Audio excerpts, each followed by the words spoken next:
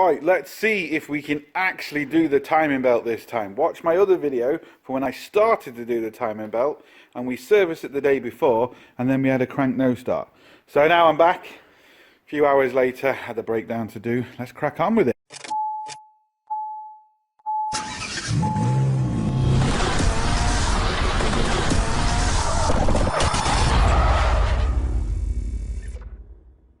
Hello and welcome to another Bodgit and Leggit video. Yes, finally now, 1979 Citroen CX, 2 litre petrol, and we are doing the timing belt.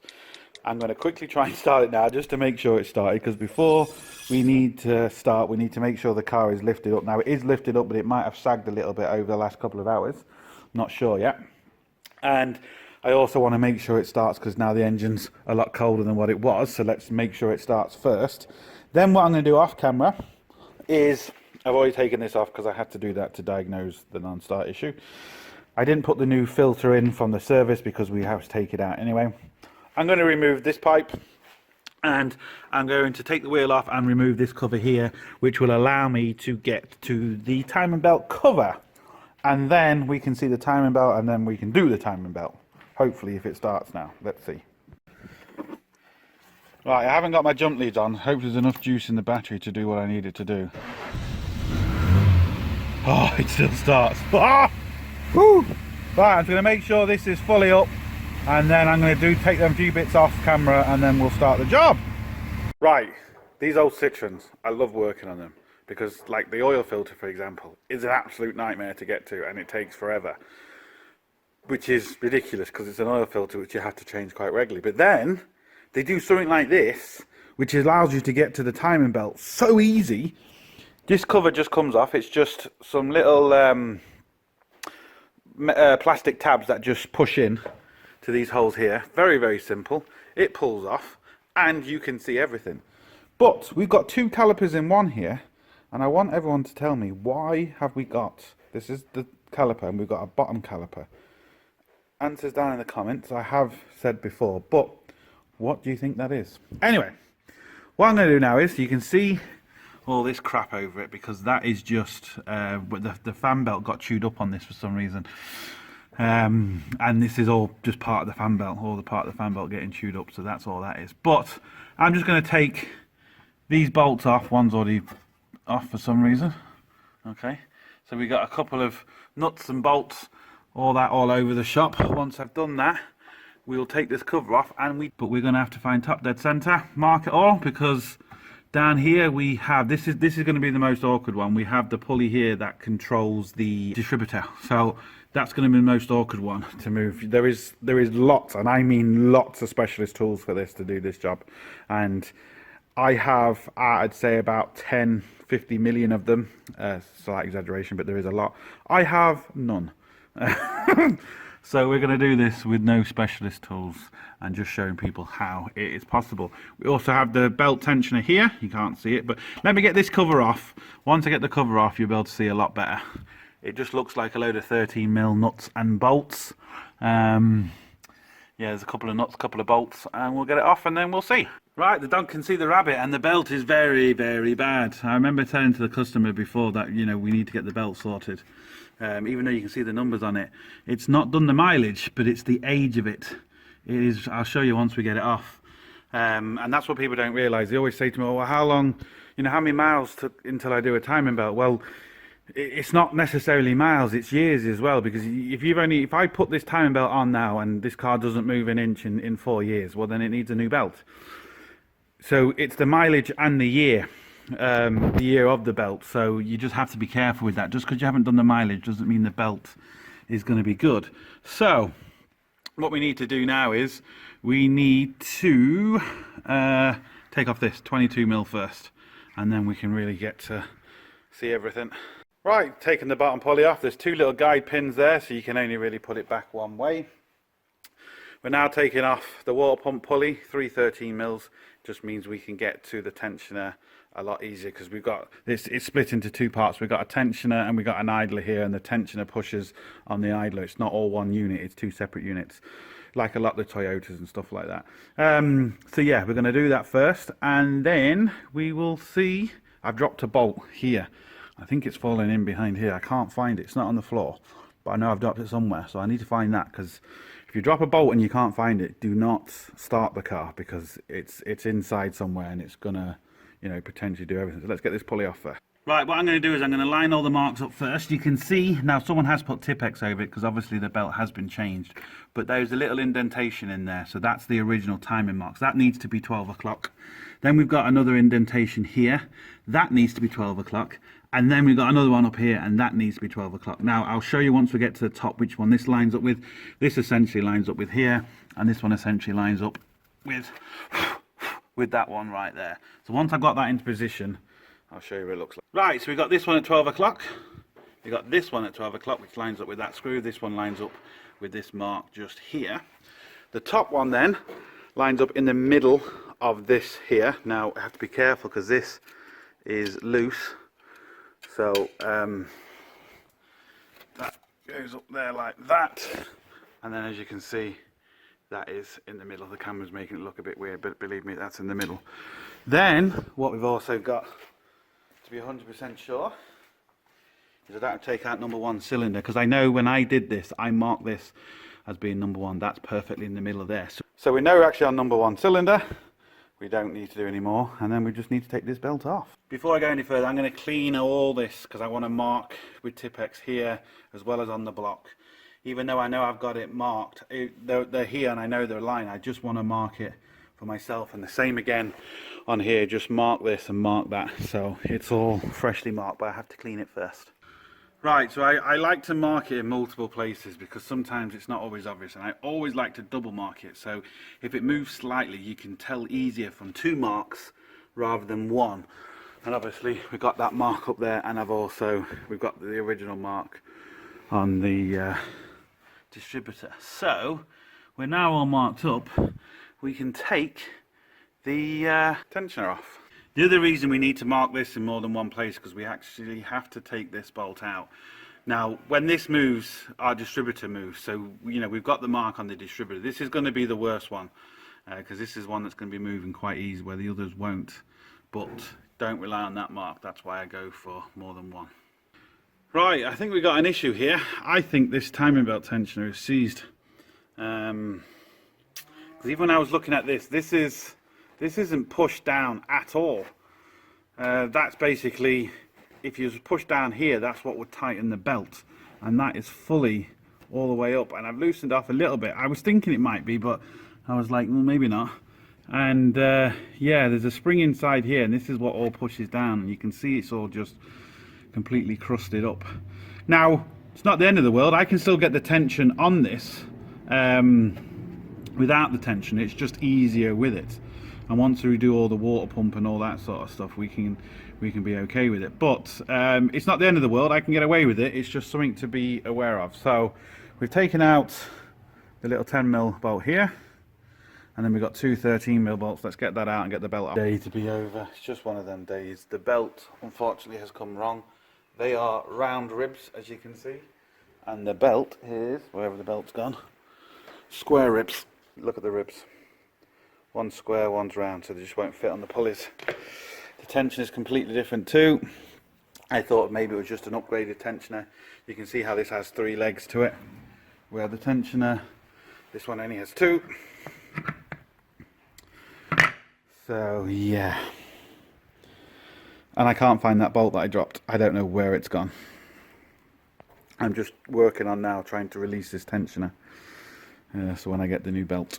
Right, I've been working this for a while now, and we have actually got it to move. All I've been doing is putting some penetrating oil down there and getting this, and very, very carefully, just literally doing this for a few seconds. You can see the penetrating oil is going on fire, so that's why you have to be very careful. But I'm just literally doing this just to heat that up. And what that's going to do is it heat the outside up, and it'll allow this to slide down, and I can take it out and clean it, because it's just a spring in there.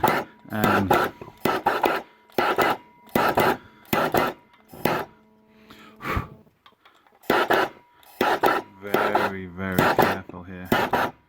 I think it's going to take me a few hours. Going to have to be very, very careful. I can't you know, just put loads of heat on there, because I'll just do too much damage to stuff. See the penetrating oil going through. There we go. Look at that. I did it on camera. Ah, even better. Is that going to be... Yeah, that's going to be hot. See, that wasn't working at all on the old timing belt. And like I said, we can actually get away without actually using it, but it's there. We might as well... I'm going to have to... That's just completely rusted. That's really bad. What I'm going to have to do now is I'm going to have to try and... I'd clean all that. Get some emery cloth or something on that. Clean all that up. But if I can get that going in and out, then hey, that's one job done. And then it'll put its own tension on it. We don't have to worry about tension. Boom. It's just these extra steps you need to do to an old car. Like, most people wouldn't have even have done this. The last guy that did the timing belt didn't do this. And it's important. Now, you can see, obviously I managed to get it out. I've just quickly put some sandpaper over that. You can see the difference. So we're going to get some sandpaper on this. Sandpaper the inside. And I'm going to put a bit of, just a little bit of ceramic grease in there. Not too much so it sprays out on the belt, but just enough to give it a little bit of lubrication. And yeah, we should be good to go once we get the new belt. Right, I didn't need to put any lube on in the end. So as you can see now, look, just with a good clean. I'll try and do this one hand, it's going to be awkward. Now look at that, in and out, absolutely lovely. So that's going to put some really nice tension on our belts. Now you have to be very careful for lots of reasons for putting heat on that. But if you just put the heat around that and let it basically glow all this, what would have happened is when the spring was compressed, you would have heated up that spring and lost all its spring. So you do not want to heat up a spring, because you know, whatever position that spring is in, it will stay in that position. So I've got, you can see I've got a lot of it cleaned out there, just a little bit more, and we're good to go. But obviously there's nothing I can do. I can't put it all back together because the fucking belt is wrong. To pack up, because there's nothing more I can do. Been looking for this bolt for a long time, and I finally found it. Look at that. You see that? Ready? Little shit. Look at it, eh? Anyway, I'm glad I found that, because I was worried. You never know. I have to leave this now. What a nightmare. Right, a few seconds for you, like 3 or 4 days for me. Finally got a new belt, but couldn't get a new tensioner. They just apparently don't exist. Well, we couldn't get one quick enough, let's put it that way. So what I decided to do is I pressed a new bearing in there. So essentially that now is a new tensioner. The bearing was fine in the old one, but I said I'll just put a new one in there. You can kind of see it right there. So what is very important is now this is the new belt on. I've got all my marks lining up. I did actually put this mark here, but when I was putting the belt on, it's just slipped. But that mark still lines up there, and our ignition mark still lines up, even though it does line up on the bottom pulley. But it's always nice just to check it on the arm, the rotary arm, just to make 100% sure. What you've got to do is, I have pushed back, so the tension now is completely off. So I've pushed this tensioner all the way back, and I've tightened these 2 bolts so it can't spring back on me. Otherwise I'd never be able to get the belt on. What's very important is to have tension. This is any timing belt, to have tension between these 2 pulleys. Always have tension on the side where the tensioner isn't, and you have slack on this side, because when I release the tensioner, it's going to take up this slack. If you have this completely tight and this full of slack, what's going to happen is when the tensioner comes on, it's going to move one of your pulleys. It could be whichever pulley you happen to have, fuel pump, cam, crank, it doesn't matter. It's going to move one of your pulleys because it has nowhere else to go. And even when it does that, when you turn the engine, it's not going to line up because all your slack is here still. So it could essentially like slip a tooth almost. So my tension is here, which is exactly where I want it to be. So what I'm going to do now is I'm going to release the 2 bolts. I'll try and do it on camera if I can. Release the 2 bolts slowly. I can release this bottom one quite a lot, and then just release this one slowly, just to build tension. But I don't want it to kind of snap back on me. There we go. Did you see that move? Right, that's now loose. So these bolts are now loose. The tensioner has come back. That's a lot better now. Again, double check all your marks. Make sure nothing has moved. In here, under there, over there, and now there. So I'm happy that none of them have moved. What I'm going to do now is, not going to show it, I'm just going to turn this maybe 2 turns, 4 turns, whatever, with the tensioner loose, just to allow the belt to go all the way around and the tensioner can self-adjust itself to where it needs to be. Line up all my marks again. If all my marks line up, I'm going to tighten the tensioner, and that is it. So let me just do that off camera and we'll see how we get on. You always want to turn your engine by hand before you start it. Worst case scenario, if something moves when you turn it by hand, the engine will just lock up. It physically will not be able to go any further. So all you do is you take your belt off and you line all your pulleys back up with your original marks. That's why it's always important to mark it. Then you've done no damage. If you try and start this and your timing is off for whatever reason, you're going to do an awful lot of damage. So always turn it by hand, make sure your marks line up, tighten. Now some tensioners don't need this, what I'm doing here. Some tensioners you just like pull the pin almost, tighten everything up, and it self-tightens, and the tensioner keeps self-tightening as the belt wears. This one doesn't do that, because even though it does put a tension on, but these bolts are still kind of tight. So let me do that first and then we'll continue. Right, this next one is just a personal preference. I like to put as least stuff on as possible before I start the car, and the reason why I say that is so I can see if the belt's moving funny, if it's jumping, if any pulleys or idlers are moving funny, if anything's acting funny at all. Yes, we've got no water pump on, yes, we've got no fan belt on, but I have got the holder to hold the timing belt on. That is important. You want to make sure the timing belt is held on. But the more you can see, you can run a car with no pump for a few minutes. It's not an issue. The more you can see, and then you can catch if a belt's going to jump off or do anything funny that it shouldn't do. I put the bolt back up on there, so that's now not going to be touching the belt. But what I'm going to do is I'm just going to try and start this now, and I'm going to let the fuel prime up. Then I'll turn the camera on, see if it starts, and then we will go from there essentially. Like I said, I don't think this is going to start too easy because of the lift pump, but we'll see. There we go, people. Now I'm just going to check the pump, make sure, or the belt, sorry, make sure it's not doing anything funny. I'm going to do this off camera so I can catch it if anything goes wrong, and I'll let you know. You heard the car start really quickly, and this is why I say there is no Citroen like this that's going to start that easy with that distributor on. It's been snowing outside for the last few days. It's -degrees. That car hasn't been started in 3 or 4 days, and just listen to how quick and fast it started and how smooth it is. The customer has owned 3 or 4 of these, and he's said to me that none of them has ever started and has ran as smooth as this one, because we put electronic ignition into it. That's the key. It's fantastic. It's all looking good. Alright, it's all good. And you can now see this line here, how far that is off there. Once I started, the belt moves in a little bit, which is what it should do.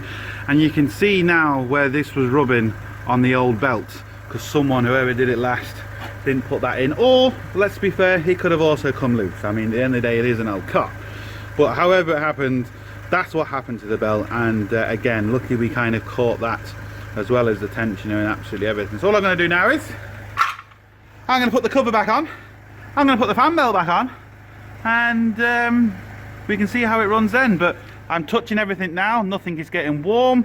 Also, it's a good thing once you've done anything and let the car ran for a bit, is twist this belt. This belt should twist about 90 degrees and get really hard, and then you know, again, you've roughly got the right tension on it. If this twists more than 90 degrees really easy, or doesn't twist, it's too much tension on it and it will break.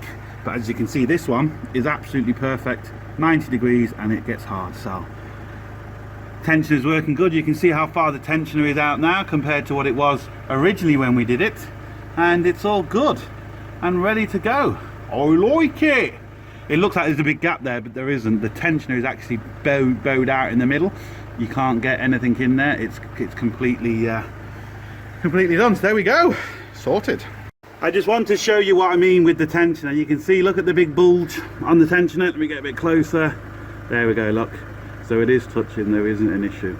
I know if I didn't show that, people saying, well, it's not touching, there's a big gap there. No, it's not, it's perfect. Right, we are all back together. The fan belt is on, it is charging. Just let me knock the choke off a little bit. We can see, hold on, no more alternator light, which is good. But the problem is now, I found a new problem. We've got a fuel leak. It's quite a bad one. That is a fuel leak. Where is it? Right there. Great. Good thing about this is you can actually see the time belt tensioner there. Where's my touch? Torch is gone.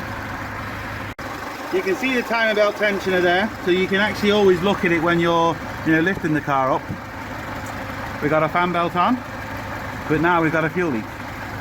So I still can't give this back to the customer yet. It continues, the saga continues. But timing belt is done. Everything else is done. So that's how you do it. So as always, hope it helps. Please like, share, comment and subscribe. Don't forget, links up here, links down below, but most importantly, don't forget, get your hands dirty. See you for the next one. Sorted.